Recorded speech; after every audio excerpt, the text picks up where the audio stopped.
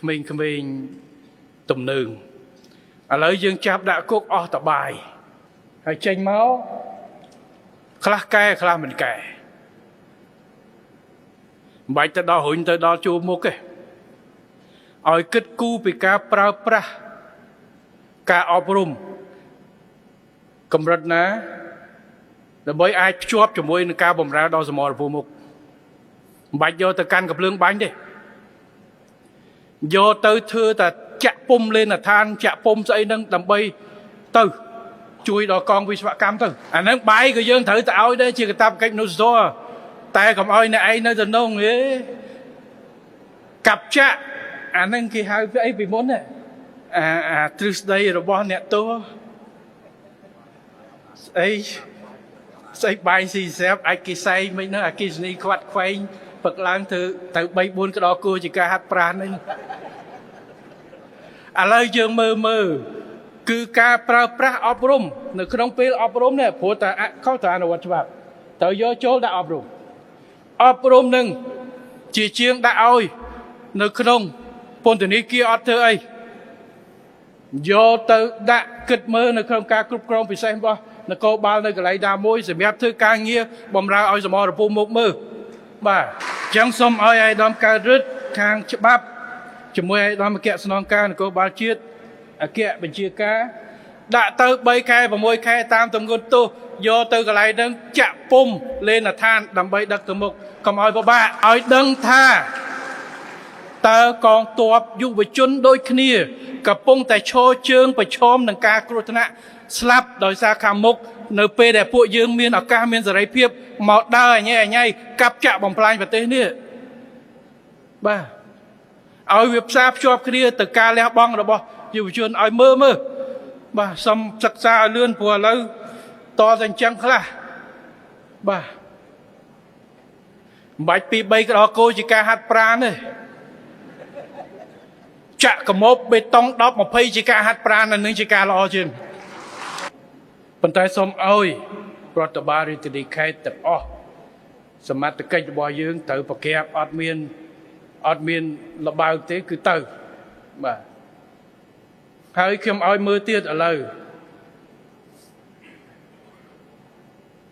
ព្រោះក្មេងទំនើងមួយចំនួនជាកូនមេភូមិអ្នកមានតួនាទីមេអី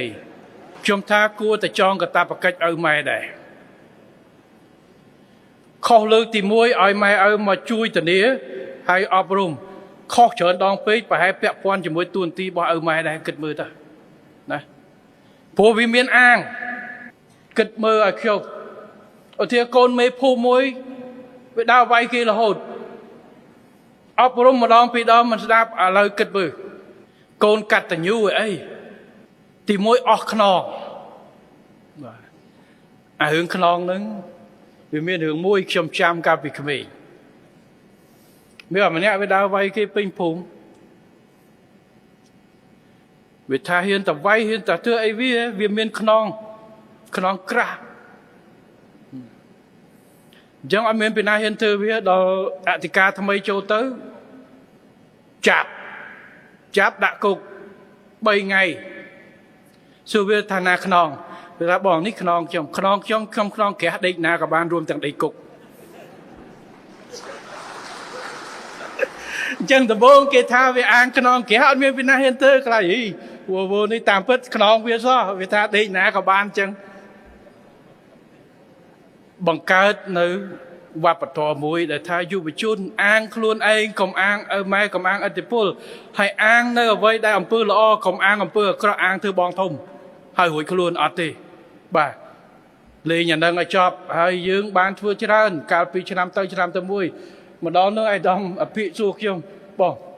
ឥឡូវពួកនឹងដូចច្រើនអស់កន្លែងដាក់ណាទៅប្រឡែងអីយ៉ាងម៉េចខ្ញុំតាអត់ទេត្រូវមានអបបរមាប្រមាណខែឲ្យច្បាស់បើយើងចាប់ហើយដោយសារជាអៀតប្រឡែងអត់ខ្លាចត្រូវឲ្យច្បាស់ឥឡូវមិនត្រឹមតែដេកស៊ីនៅក្នុងនឹងទេគឺថាគិតគូររឿងអីមួយដើម្បីឲ្យបានផលប្រយោជន៍ប្រទេសជាតិហើយឥឡូវគ្មានអីបំរើសមរភូមិពុកនឹងទេបាទឲ្យចាក់បេតុងហើយឲ្យលីបេតុងខ្លួនឯងហើយបើថាល្អឲ្យលីឡើងភ្នំ បាច់យកទៅលីដល់សមរភូមិមុខឲ្យលីតែកន្លែងណាឲ្យដឹងថាយុវជនអាយុប៉ុនខ្លួនឯងនេះកំពុងតែលីបាយលីអង្គលីស្អីឡើងឲ្យទៅមុខច្បាំងការពារជាតិគេលំបាកប៉ុណ្ណាបាទហើយមិញដូចបងប្អូនច្រើនស្ម័គ្រផ្ទះដៃអបអរសាទរចង់ឃើញពួកនឹងចាក់បេតុងមិនមែនចាក់លេងលេងណាតើតែមានវិស្វកម្មមើលស្រួលបូចាក់អត់គុណភាពបាក់អត់ទេបដោះបដាឥឡូវយកទៅដាក់ម្ដុំកុំឲ្យជាអៀតគុកយកទៅដាក់ម្ដុំកន្លែងណាមួយដែលខាងនគរបាលយើងរៀបចំកន្លែងមួយយើងគិតមើលគ្រប់គ្រងបានអាគារមកកកុកឥឡូវបើថាចាំបាច់អាគារស្កែមមកកកុកដាក់នៅក្នុងសិនបកាជាគុកបដោះអត់បាទចៃបើសិន